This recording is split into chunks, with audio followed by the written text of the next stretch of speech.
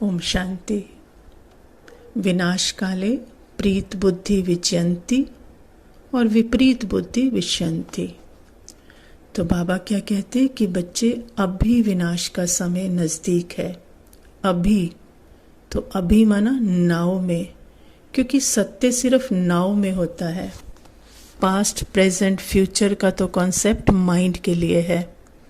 और जब अपने सत्य में माना अभी नाव में जाग गए, है ना, जान गए खुद को कि सत्य स्टिल साइलेंस अशरीरी निराकार सदा है, कभी कम ज़्यादा या कहीं आता जाता नहीं, सदा एवर प्रेजेंट है।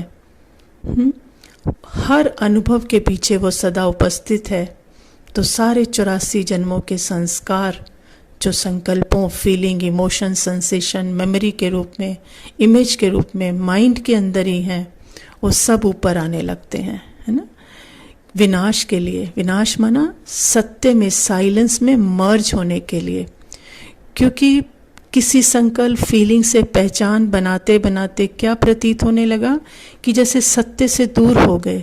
लेकिन जैसे ही सत्य में जागे तो जितने ये सत्य को ढूंढ रहे हैं, संकल्प, इमोशन, ये सब ऊपर आने लगते हैं। माना जब पास्ट प्रेजेंट फ्यूचर से बाहर, चक्र से बाहर, सारी स्क्रिप्ट, सारे भ्रम से बाहर, तो सब ढेर के ढेर बाहर निकलते हैं सोर्स में डूबने के लिए। तो ऐसे विनाश काल के समय प्रीत बुद्धि, मन अपने सत्य से हिलना नहीं कि ये सारे संकल्प आ रहे हैं किसके अंदर, निरसंकल्प के अंदर। सारे आकार आ रहे हैं, सारी इमेज आ रही है निराकार के अंदर। तो मना सत्य है तभी तो सब आ रहा है। अगर सत्य ना हो तो एक सेंसेशन भी नहीं आ सकती, एक फीलिंग भी नहीं आ सकती। तो किसी से घृणा नहीं, विरोध नहीं, चिपकन नहीं, बस प्योर एक्सेप्टेंस। क्योंकि साइलेंस से ही सब निकला है ना, तो उसी में सब मर्ज होगा।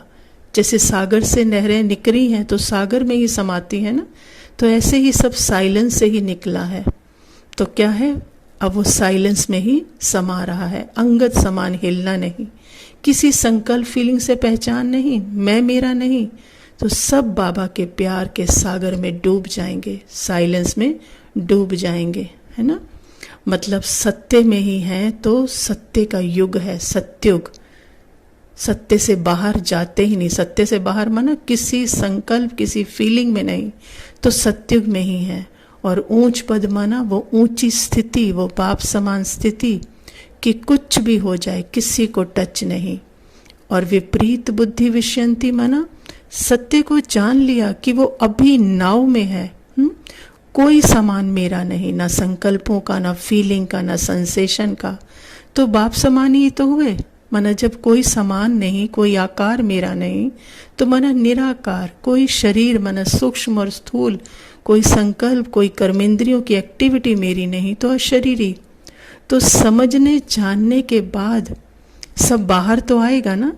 लेकिन अगर सत्य में ना रहकर किसी से भी पहचान बना लेते, मैं मेरा लग जाता, माना फिर ऐसा प्रतीत होता है कि जैसे सत्य का विनाश हो गया, सत्य से दूर हो गए, किसी संकल्प, सेंसेशन से प्रीत हो गई, वो ज़्यादा प्यारी लगने लगी, है ना।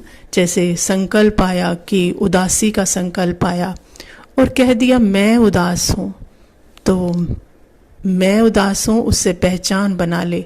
तो अब क्या होगा, इसकी वजह से उदास हूँ, क्या करूँ, कैसे करूँ।